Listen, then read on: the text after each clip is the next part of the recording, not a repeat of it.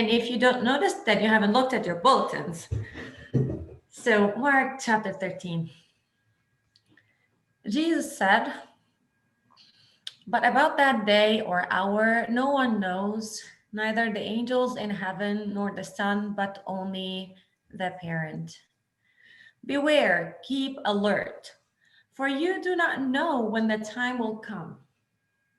It is like a man going on a journey when he leaves home and puts his slaves in charge, each with his work, and commands the doorkeeper to be on the watch. Therefore, keep awake, for you do not know when the master of the house will come in the evening, or at midnight, or at cockcrow, or at dawn, or else he may find you asleep when he comes suddenly. And what I say to you, I say to all, keep awake." Amen.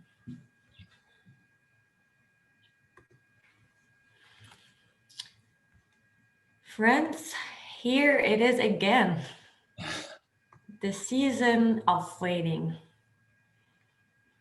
Honestly, it feels like just yesterday when I preached the first Sunday of Advent of last year. And at the time, I told you that the gospel invites us to rework our priorities. Well, this year is so different than any other time of our lives. Our priorities have been sorted for us, whether or not we like the new order. Plus, the year behind us had been a year so full of waiting that we've become experts at it. So where does Advent fall in this weird time of seemingly endless waiting? Now, let me ask you first, what are you waiting for? Go ahead and unmute yourself or put it in the chat. What are you waiting for?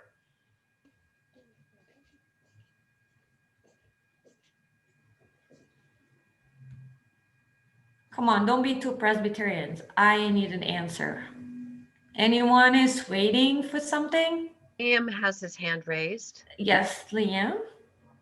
We're waiting for a puppy. You're waiting for a puppy. Look at that. That's great. What else? End of the pandemic, Janet. Amen. Herning? Yeah, waiting COVID over. Okay. Vaccines, Betsy. Thank you. That's the answer I've been looking for. I think most of the world is waiting for the vaccine, right? That's what I expected. So with all the uneasiness with our current reality, how could waiting bring us good news? We are not the first Christians faced with the dilemma of meaningful or at least hopeful waiting, while the lived reality does not look promising. Actually, Mark wrote to a community that is living between the resurrection and the second coming, a community torn between a promised near future and an unbearable present. Theirs was a present infected with the virus of sweeping injustice and cruelty called Rome. So I read to you this morning from Mark, his last and shortest parable. Let me mute Sora here. All right.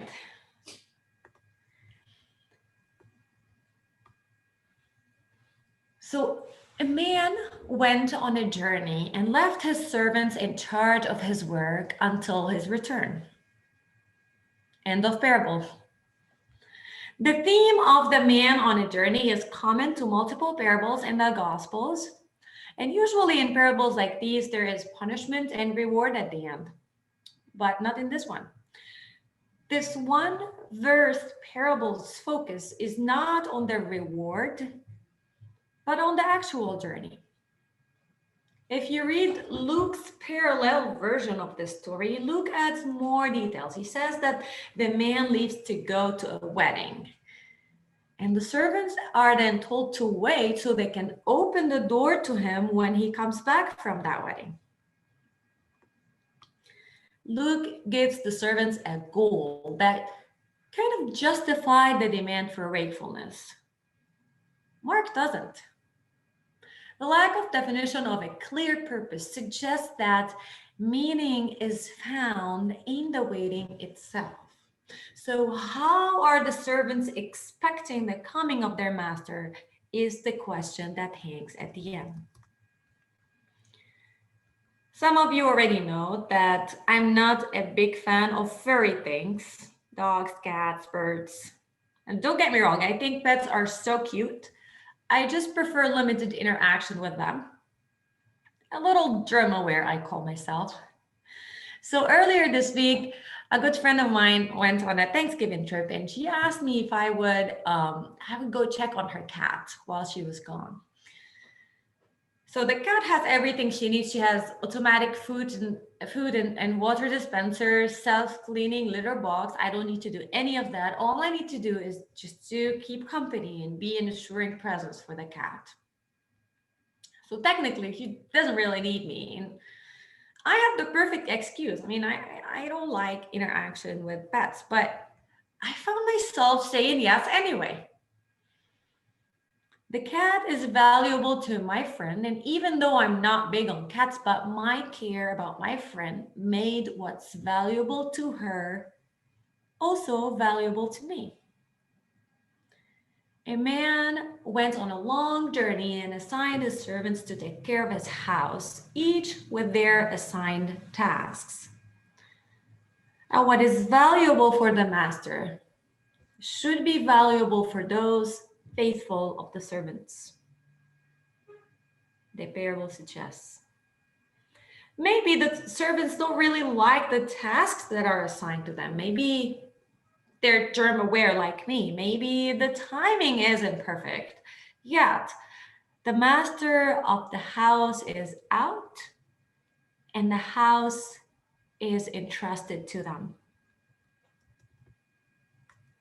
With the lack of instructions about what the work that needs to be done is, the servant's job becomes to keep the house just the way the master would have until his return. They are bestowed with authority. However, this authority is expressed in service, in faithful and watchful service. Now, to those first here in the parable, a community of disciples living between promise and presence, Jesus is the Lord of the house, which awaits his return. The community lives therefore by hope as well as by faith. Their ignorance of the time of his return is not an excuse for being unprepared, but rather a reason for unceasing vigilance. And like those first disciples and those later hearers of Mark's narrative, we are a community of shared hope. The hope we preach today on this first Sunday of Advent, the Sunday of hope, is, in the words of Rachel Held Evans, that God is in the business of bringing dead things back to life. Now, someone's got to type an amen to that. And so we live by faith and by hope, knowing that the Master is coming. Friends, this Advent Sunday invites us to ask, how have we been keeping this house that we are entrusted on, that we all belong to? One of my observations in these 3 years at Parkview on thinking about how we can make our ministry more vital, I noticed that we could really use some more outreach to the vulnerable population that is plentiful around us. It remained my sincere hope to see this congregation, my home congregation, grow in that direction in the near future.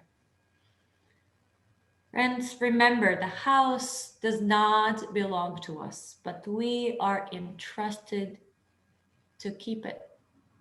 And remember also, the master is coming.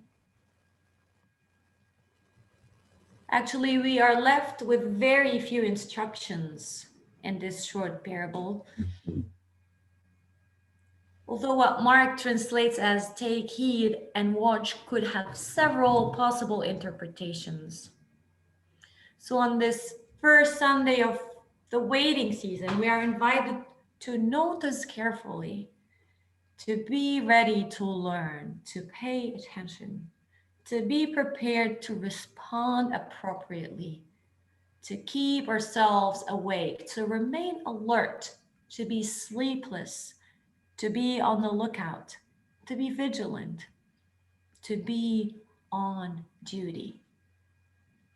With these invitations, Jesus warns his hearers and us against sleeping or becoming spiritually dulled and absorbed by the world and its indifference to God's claim upon us.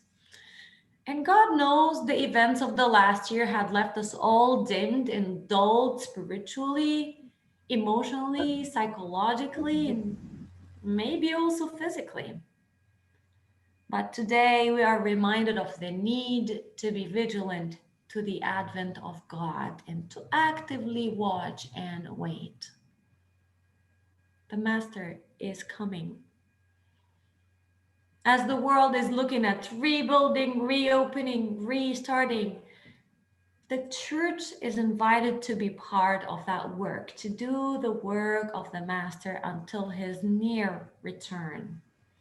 There's a lot of deconstruction happening around us, and some of it despite of us.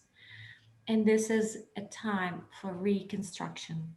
This is our time to jump into action, joining in those places where God's kingdom is struggling toward realization, because the Master is surely coming.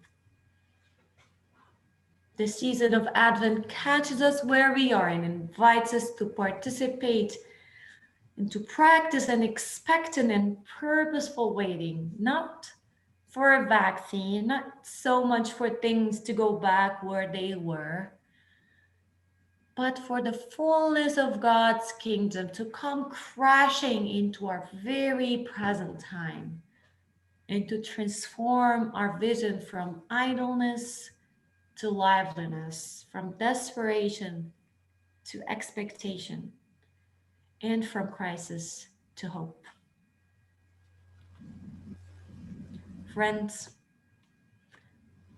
can we still expect and hope when all is not calm and all is not bright? What if we turn the sheltering in place into stretching in place? Salvation is coming. Wait and watch.